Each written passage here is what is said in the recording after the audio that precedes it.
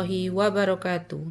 Halo Sobat Pendidikan, perkenalkan nama saya Citra, calon guru penggerak Angkatan 5 dari SMK Kesehatan Bakti Indonesia Medika Ngawi, Kabupaten Ngawi, Provinsi Jawa Timur.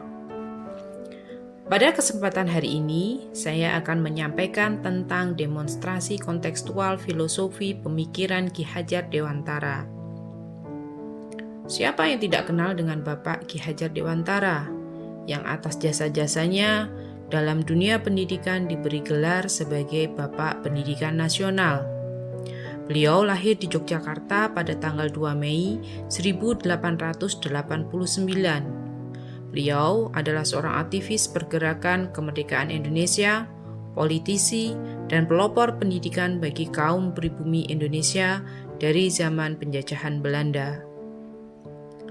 Beliau adalah pendiri sekolah pribumi pertama pada zaman kolonial Belanda yang dikenal dengan Sekolah Taman Siswa.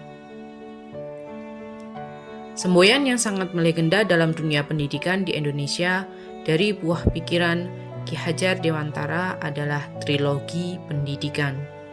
Trilogi yang pertama adalah Ing Ngarsa Sung Tulodo, yang berarti bahwa sebagai seorang pendidik, kita memiliki kewajiban untuk memberikan tauladan atau contoh yang baik untuk anak didiknya. Yang kedua, Ing Madya Mangun Karso, di mana sebagai seorang pendidik harus memberikan bimbingan, membangkitkan atau menggugah semangat anak didiknya menjadi pribadi yang jauh lebih baik untuk dirinya sendiri dan juga untuk masyarakat. Yang ketiga adalah Tutpuri Handayani. Pendidik memberikan motivasi dan dorongan kepada anak didiknya agar mereka mencapai keselamatan dan kebahagiaan yang setinggi-tingginya, baik sebagai manusia maupun sebagai anggota masyarakat. Bapak Ki Hajar Dewantara mengibaratkan seorang pendidik seperti petani dan peserta didik sebagai benih-benih tanaman. Seorang petani yang memberikan perlakuan baik sebelum benih itu ditanam, menjaga supaya benih dapat tumbuh dengan baik, terhindar dari hama sehingga mendapatkan hasil panen yang maksimal dan sesuai dengan yang diharapkan. Begitu juga dengan seorang pendidik yang harus menuntun, menjaga, membimbing, dan memberikan motivasi kepada anak didiknya supaya anak didik dapat menjadi anak yang bahagia, bermanfaat untuk dirinya sendiri dan juga untuk masyarakat.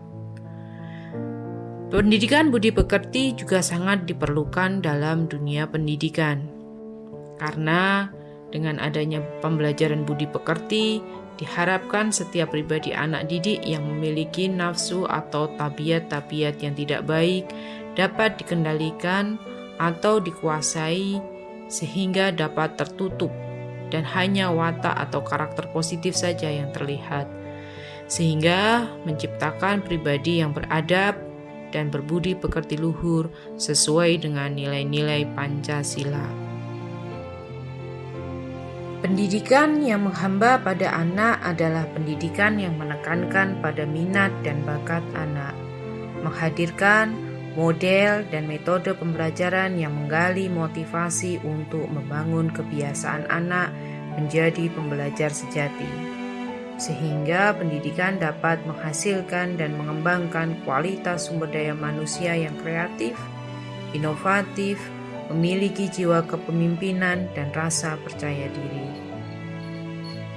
Dasar pendidikan berhubungan dengan kodrat alam yang berkaitan dengan sifat dan lingkungan di mana peserta didik berada, dan kodrat zaman di mana cara mewujudkannya harus disesuaikan dengan dasar-dasar dan asas-asas hidup kebangsaan yang bernilai dan tidak bertentangan dengan sifat-sifat kemanusiaan. Sebagai seorang pendidik, kita harus dapat mengikuti perkembangan zaman agar pembelajaran dapat berjalan dengan baik dan tujuan pendidikan dapat terwujud. Implementasi pemikiran Ki Hajar Dewantara di sekolah kami SMK Kesehatan Bakti Indonesia Medika Ngawi memang belum terpenuhi secara keseluruhan. Tetapi kami sebagai pendidik selalu berusaha untuk menjadi tauladan yang baik. contoh yang baik bagi anak didik kami, berusaha untuk membentuk karakter yang berbudi luhur, menuntun anak didik kami menjadi anak yang bahagia dan bermanfaat untuk masyarakat sesuai dengan kodrat mereka. Sebagai bagian dari penutup, saya berharap kita sebagai pendidik dapat bergerak, dan menggerakkan semangat pendidikan merdeka, semangat memberikan warna dalam dunia pendidikan. Terima kasih.